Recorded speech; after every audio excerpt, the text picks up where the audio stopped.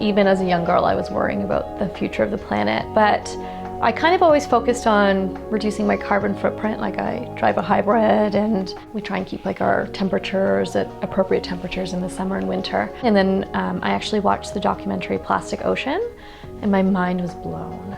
And hearing stats like in the year 2050, there'll be more plastic in the ocean than fish. And so after that, I was like, I have to be part of the solution. That's kind of what got me started. And then I started my own blog, which has been fantastic because it's kept me accountable and kind of I'm always doing something new. I make my own toothpaste now. I make my own face wash. I make my own household cleaner from very simple plant-based ingredients. I also grow my own fruits and veggies. I carry around kind of like a zero waste kit that has a reusable straw, it's got a reusable coffee cup, I keep a produce bag with me, a reusable water bottle. So that's a really easy way to reduce a lot of single-use plastic. And that, I think, should be everyone's kind of first step.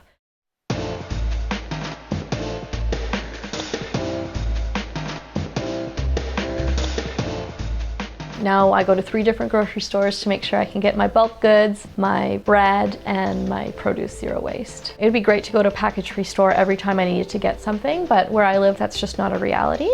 So Bulk Barn has started a reusable container program, which I think is fantastic. So that's where I get the majority of my bulk stuff. I go to the regular grocery store or a farmer's market for my produce, and I go to Whole Foods or a bakery to get my grains. And definitely a big change was changing my daughter's diapers, because we were going through probably 6 or 7 diapers a day, which in Toronto are compostable, but it turns out just part of it is compostable. The outside is still a plastic shell. So we switched to cloth diapers for our youngest, and then we also use a 100% biodegradable bamboo diaper as well. I think parents have the biggest ability to make a change in that way when your kids are young. Certainly it has been more time consuming. There are a lot more chores you have to do. We're doing a lot more dishes and laundry. And I think that's because everything's reusable now. So we have reusable wipes. We chuck those in the laundry. We have handkerchiefs, we chuck those in the laundry. But to me, those are small prices to pay for the lessened anxiety and kind of the happiness I feel knowing that I'm doing something to be part of the solution.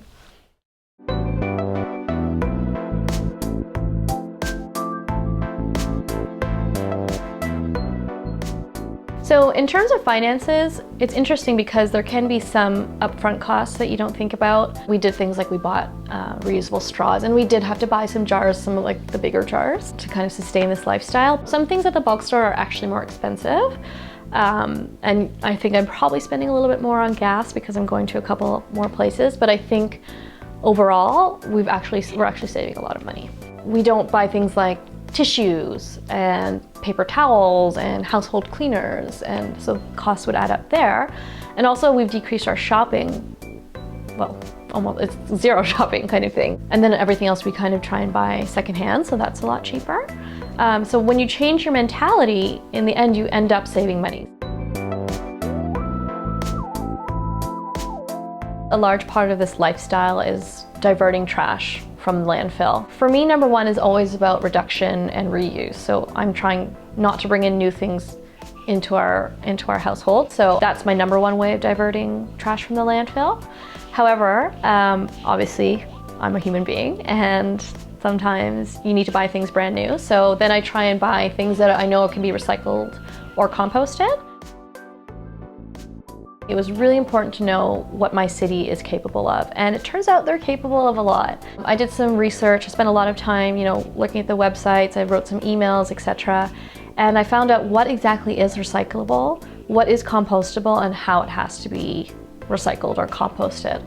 And another thing that's really helped a lot in terms of kind of taking off the intimidation factor of being zero waste or low waste has been this TerraCycle box I bought. So for anyone who might not know about the TerraCycle company, they try really hard to recycle things that most people can't recycle in their city.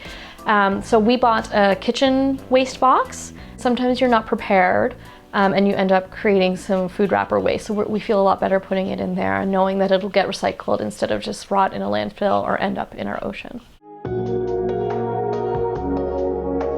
For me, part of being a steward of the planet is not just kind of on the family level, but you know, can I teach people? Because so much of me not being eco-friendly was lack of awareness. So I started an Instagram blog almost right after I started my low waste journey. Everything I learn, I try and share with other people. And then I'm so lucky that I'm a teacher. So I have the opportunity to influence so many young minds.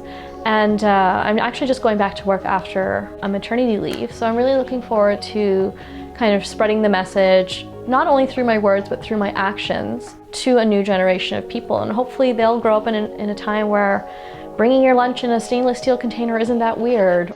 So I think the zero waste movement is incredible. There's so many kind of eco warriors out there paving the way for us, but I really hesitate to call myself zero waste. I'm very much at the beginning of my kind of earth journey, if you will.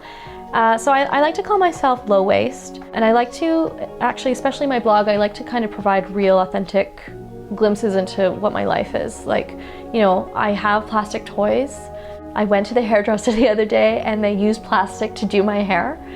And while those aren't, you know, everyday occurrences, they do happen. And I think it's important to recognize that, especially when you're trying to set out, you know, it can be really intimidating to try and tackle this whole plastic pollution. And it's important, but I think baby steps are really the key. It's never too late to start. Doing something is always better than doing nothing, and you can't do everything.